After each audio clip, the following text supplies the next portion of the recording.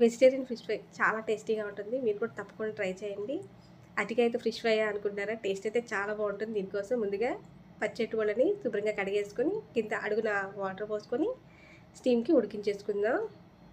చూడండి మెత్తగా ఉడికిపోయినాయి కదా! చల్లారనిచ్చి పీల్ ఆఫ్ చేసుకొని మెత్తగా మెదిపేసుకుందాం.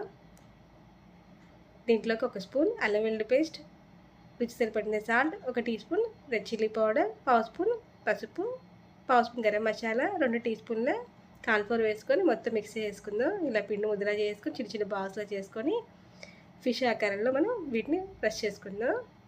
మధ్యలో ఇలా హోల్స్ పెట్టేసుకుందాం. ఫిష్‌కి మధ్యలో హోల్ ఉంటుంది కదా! అలాగే ఇలా హోల్స్ పెట్టేసుకొని అన్నీ చేసుకుందాం. పాన్ పెట్టుకొని 3 టీ స్పూన్ల ఆయిల్ హీట్ చేసుకొని ఈ పీసెస్‌ని 2 పక్కల వేయించుకుందాం. చూడండి ఎంత బాగా వచ్చాయో. కొంచెం కరివేపాకు చల్లుకొని సర్వింగ్ ప్లేట్‌లో తీసుకొని సర్వ్ చేస్తుంది. ఎంతో టేస్టీగా ఉంటే వెజిటేరియన్ ఫిష్ ఫ్రై రెడీ.